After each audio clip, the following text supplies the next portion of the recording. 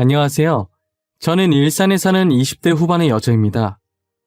제가 여기에 이렇게 오늘 사연을 올리게 된 이유는 세상에 이런 쓰레기 같은 인간들도 뻔뻔하게 살아 숨쉬고 있다는 걸 세상에 알리기 위함입니다.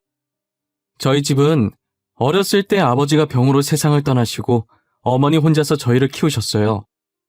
어머니는 본인이 먹고 입는 데에 들어가는 것을 아껴서 다 저희에게 쏟아 부으셨어요. 본인 옷은 항상 찢어져도 손수 바느질해서 꿰매어 입으셨고 먹는 것도 배가 고파서 더 이상 못 버틸 때 드셨어요. 그렇게 아끼고 아껴서 저희에겐 새 것들만 사주셨어요. 그런 저희 집에서 저와 2살 차이인 언니는 집안의 유일한 자랑이었어요. 언니는 무엇을 하든 저보다 월등히 뛰어났거든요. 외모면 외모, 성적이면 성적, 뭐 하나 빠지는 곳이 없었죠. 학교에서 시험만 치면 늘 전교 1등 자리에서 내려오지 않았어요. 저도 공부를 못하는 편은 아니었지만 언니에 비하면 세 발의 피였어요. 저는 늘 언니가 존경스럽고 배울 점 많다는 것을 느꼈어요. 언니는 충분히 명문대를 가고도 남을 성적이었지만 우리를 키우느라 제대로 쉬어본 적 없는 홀어머니 때문에 대학을 포기하게 되었어요. 대신 자격증을 따서 일찍이 회사에 취업을 한 거예요. 첫 월급은 어머니께 다 드리고 그 다음 월급들은 조금씩 차곡차곡 모아서 제가 대학교에 들어갈 때 대학 등록금으로 내줬던 착한 언니였어요. 그런 언니가 회사 지인의 소개로 변호사인 예비 형부를 만나게 된 거예요. 편의상 앞으로는 그냥 형부라고 말할게요. 형부는 정말 언니한테 잘해줬어요. 언니가 죽으라고 하면 죽는 신용도 하는 양반이었거든요. 처음에 형부와 결혼 얘기가 오갈 때 언니는 가진 게 없다고 걱정이 많았어요. 집안이 좋은 것도 아니고 그렇다고 부모님이 2분 다 살아계신 게 아니잖아요. 혹시나 시댁에서 집안도 별로고 홀어머니 밑에서 자란 니까짓게 감히 우리 잘난 변호사 아들 데려간다고 싫어하지 않을까 매일같이 걱정했어요. 하지만 이때까지 했던 걱정들이 다 쓸데없는 짓이었던 거예요. 형부도 홀어머니 밑에서 크셨고 처음부터 좋은 형편은 아니셨대요. 그래서 언니가 처음 인사드리러 갔을 때 어머니께서 다정하게 안아주셨다고 해요. 아이고 우리 새아가 어디서 이런 예쁜 아이를 데리고 왔을꼬. 얼른 들어오렴. 내가 너 오면 먹이려고 음식을 상다리 부서지게 준비했단다. 어머니 안녕하세요. 처음 인사드립니다. 이렇게 반갑게 맞이해 주셔서 감사해요. 제가 빈손으로 오는 건 예의가 아닌 것 같아서 과일 바구니라도 준비했어요. 마음에 드실지 모르겠어요. 어머, 내가 과일 좋아하는 거 어떻게 알고 벌써부터 이렇게 이쁜 짓을 할까? 만약 내가 과일을 안 좋아한다고 해도 우리 새아가가 주는 건데 억지로라도 다 먹어야지. 이렇게 좋아해 주실 줄 알았으면 진작 찾아뵐 걸 그랬나 봐요. 너무 늦게 와서 죄송해요. 저는 가진 것도 없이 잘난 오빠 데려가고 거기다 이런 귀한 대접을 받아도 되는 건지 모르겠어요. 그게 무슨 소리니? 못난 우리 아들 너같이 착한 애가 데려가줘서 나야 너무 고맙지. 가난하게 태어난 건 죄가 아니란다. 지금 잘 먹고 잘 살고 있지 않니? 기죽지 말고 당당하게 살아. 언니의 시어머니가 되실 분은 형부만큼이나 좋으신 분이셨어요. 그렇게 언니네는 쉽게 상견례를 하고 결혼 날짜를 잡을 수 있었어요. 결혼을 앞두고 언니와 형부는 들뜬 마음으로 둘이서 여행을 갔어요. 저는 그때로 다시 돌아가서 여행을 가지 말라고 뜯어 말렸어야 했어요.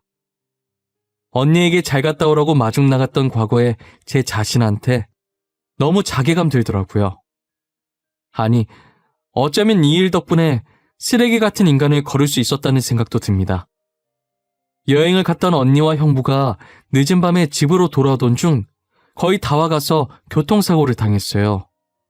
그래도 다행히 언니와 형부 둘 다 무사하다고 하더라고요.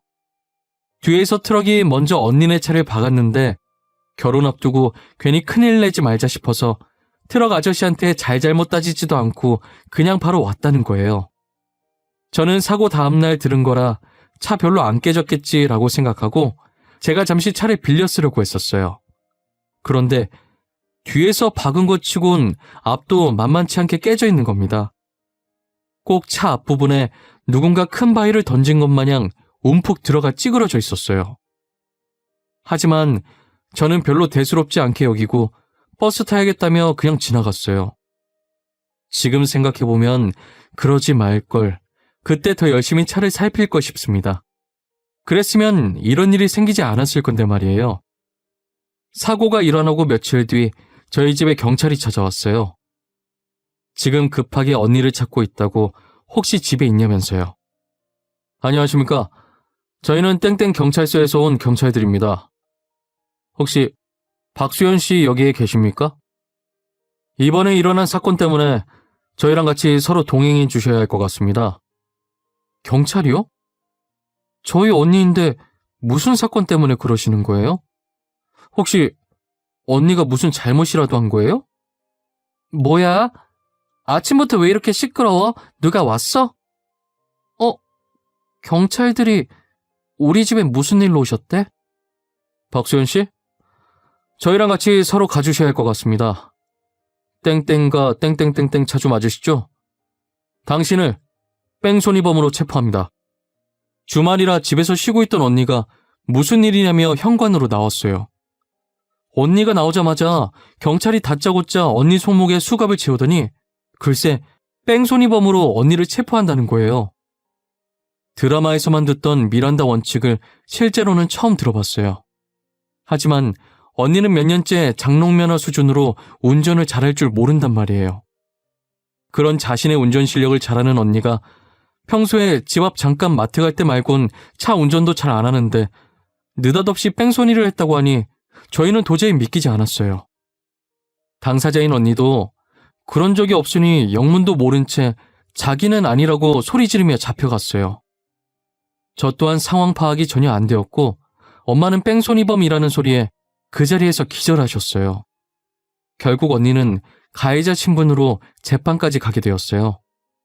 재판에 제가 참관하게 되었는데 언니는 본인이 한 일이라고 인정하더라고요. 저는 재판 중에 일어난 언니의 모든 행동들이 도저히 이해가 안 되는 거예요. 그때부터 이 사건에 엄청난 무언가가 있다는 생각이 들기 시작했어요. 언니는 모든 혐의를 인정하고 교도소에 들어갔어요. 저는 언니의 재판이 끝나자마자 곧장 형부가 있는 로펌으로 찾아갔어요. 형부, 이게 어떻게 된 일이에요? 언니가 왜 뺑소니범으로 잡혀가는 건데요? 저희 언니 운전 실력 형부도 잘 알고 있잖아요. 지금 이게 말이 되는 일이에요? 뭔가 잘못된 거죠? 처제, 이건 나도 어떻게 할 수가 없어. 모든 증거들이 다 소연이를 가리키고 있었어. 진짜 빼도 박도 못하는 상황이었다고. 나한테 와봤자 해결되는 건 하나도 없어. 말이 되냐고요. 운전이라고 해봤자 집 앞 5분 거리 마트 갈 때 말곤 운전 안 하는 사람이에요. 이거 뭔가 잘못했어요. 나 이 일 절대 그냥 못 넘어가요. 진범 형부가 못 찾아내면 제가 찾아내요. 형부는 자신이 나서도 해결해줄 수 있는 방법이 없다며 이 사건에 아예 손을 떼버렸어요.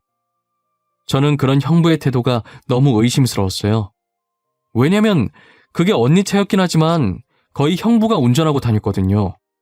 그리고 최근 들어 형부가 차를 새로 사서 애지중지 여긴다고 거의 언니 차만 타고 다녔었어요. 특히나 제일 의심스러웠던 점은 본인이 변호사임에도 불구하고 자신의 여자친구인 언니의 변호사로 안 나섰다는 게 제일 이상했었죠. 불행 중 다행인 게 제 남자친구도 변호사였어요.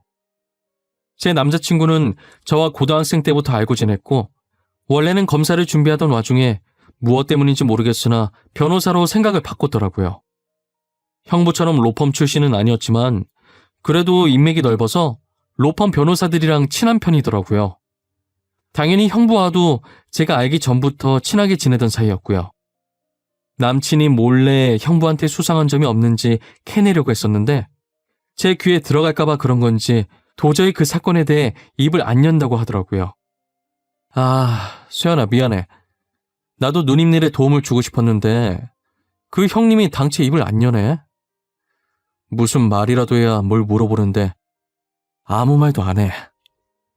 나보고 피곤하다고 계속 가라는 거야.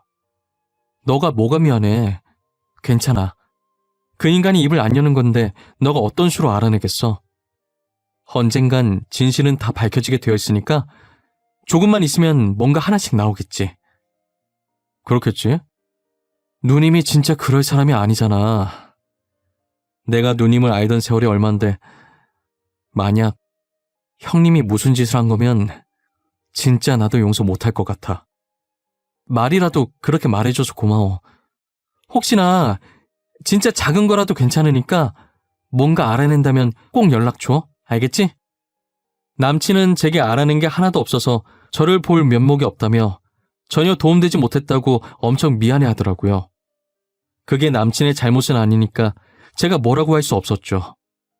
그러다 남친이 급하게 제게 전화해서는 그 사건을 처음엔 형부가 맡았었다고 하더라고요.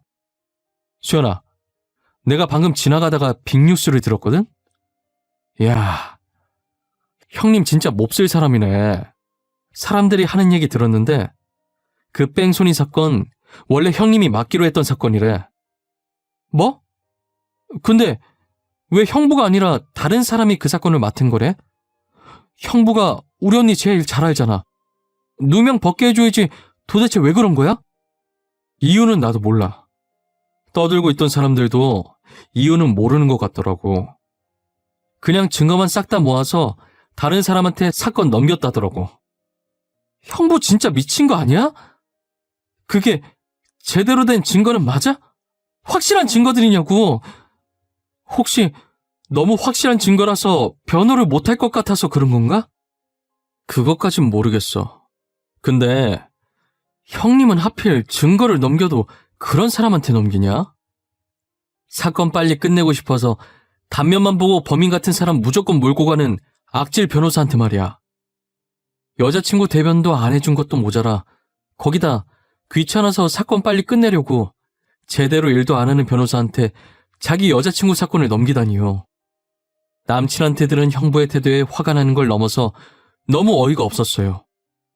남친은 저와 통화를 마치고 형부 사무실로 들어갔대요. 애초에 형부한테 서류 줄 게 있어서 가던 길에 그 얘기를 듣고 저한테 바로 연락했다고 하더라고요. 들어가니까 형부는 안 보이고 형부 컴퓨터 근처에 떨어진 USB 하나를 발견하게 됐대요. 원래는 들고 나오면 안 되는 건데 뭔가 저걸 지금 챙겨야 한다는 느낌이 너무 강하게 들었다고 해요. 남친은 몰래 그 USB를 챙겨나와 본인 사무실에서 확인해보니 언니 뺑소니 사건 관련 자료들이 들어있었대요. 파일을 클릭해보는데 남친은 순간 너무 놀라서 본인도 모르게 소리를 질렀다고 하더라고요. 그게 단순 사건 자료가 아니라 사건 자료의 원본이었던 거죠. 실제 그날 운전했던 뺑소니 범인은 다름 아닌 형부였어요. 언니 차에 있던 블랙박스 영상을 형부가 들고 있었는데요. 그 영상엔 형부가 운전했다는 증거들이 있었어요. 자기야, 나 노래 틀어도 돼? 자기 운전 방해 안 되게 소리 작게 해서 틀게. 지금 이렇게 가는 건 조금 지루하지 않아? 졸릴 수도 있고. 나는 상관없어. 오히려 시끄러운 게 좋지. 자기 말처럼 밤이라 운전하다가 졸 수도 있는 거니까. 신나는 거 들으면서 가자. 잠이 깜짝 놀라서 확 달아나게. 좋아. 내가 그럴 줄 알고 아주 신나는 노래들로 리스트 뽑아놨지요. 잠이 올 새도 없을 거야. 내가 다 쫓아낼 거니까.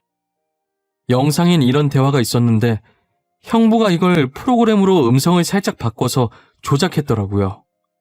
누가 들으면 정말 언니가 운전했다고 믿을 정도였어요. 저도 재판장에서 증거 영상으로 조작된 영상을 들었을 때 초반에 대충 듣고 솔직히 언니가 진짜 범인이었구나 싶었던 적이 잠깐 있었거든요. 하지만 들으면 들을수록 어딘가 살짝 실제 언니 목소리랑 다르다고 느꼈었어요. 역시나 형부가 조작해서 만든 증거였더라고요. 형부는 일부러 모든 증거들이 언니를 향하게 다 맞춰놨더라고요. 그래서 범 모르고 힘없는 언니가 쉽게 범인으로 몰릴 수 있었던 거죠. 저는 어떻게 잔인하고 통쾌하게 복수를 해줘야 할까 싶었어요. 남친도 이걸 보더니 사람이 어떻게 그럴 수 있냐고, 이건 그냥 넘어가선 안 된다고 했고요. 이 USB는 언제 어떻게 써야 할 카드일까? 잘만 하면 변호사 생활은 무슨 인생까지 한 방에 날아가게 할 수 있는데 말이야.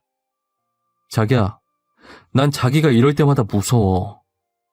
하지만 이건 형님이 잘못한 거지. 무고한 사람을 이렇게 범죄자로 몰고 가도 되냐고. 형님, 지금 이 사건으로 지은 죄만 몇 개야. 나 그 인간이 지은 죄목들로 모조리 고소해볼까 해. 언니는 착해서 그냥 넘어갔지만 난 절대로 이대로 못 넘어가지. 괘씸한 예비 형부한테 어떻게 복수할지 하루 종일 생각하고 또 생각하면서 남친에게 부탁해서 고소장을 준비했었습니다. 그러나 이게 무슨 일인지 갑자기 경찰서에서 실제 뺑소니범이 나타났다고 하는 겁니다. 저는 형부가 언니한테 미안해서 자수라도 한 줄 알았어요. 그래서 그 소식을 듣고 하던 일 전부 팽개치고 당장 경찰서로 뛰어갔죠. 경찰서에 도착하니 형부가 아닌 웬 처음 보는 남자가 죄송하다며 연신 고개를 숙이더라고요. 선생님, 정말 죄송합니다. 제가 그러면 안 됐는데 저도 너무 무서워서 그랬어요. 먹여 살려야 할 가족들도 있고요. 저 아니면 저희 집 다 굶어 죽어서 잠시 미쳤었나 봐요. 아무리 그래도 이러면 안 됐죠. 아저씨 대신 누명 쓰고 감옥에 가신 분 인생은 어떡합니까? 아저씨 졸음운전 하나 때문에 아무 잘못도 없이 피해본 사람이 지금 몇이에요? 아이고, 죄송합니다. 제가 진짜 입이 10개라도 할 말이 없습니다. 거기 앞에 사람이 있을 거라고는 생각을 못했어요. 정말 죄송합니다. 경찰한테 이게 무슨 말이냐고 소리를 질렀더니 하는 말이 사고 당시 언니 차 뒤에 트럭 운전자가 졸음운전 중이었다는 거예요. 그런데 트럭이 길 건너던 사람을 못 보는 바람에 그 피해자가 튕겨져서 그대로 언니 차 쪽으로 넘어와 버린 거죠. 그런데 언니 차 앞에서 쿵 하고 사람이 부딪히니 범퍼 쪽도 찌그러지고 이 모든 상황에 언니 차를 몰고 있던 형부는 당황했는지 상황도 따지지 않고 자기가 사람을 쳤다고 생각해서 주랭랑을 친 거였어요. 하지만 그날 늦은 밤이라 주변에 목격자도 없었고 트럭 블랙박스는 고장나서 녹화가 안 되고 있었대요.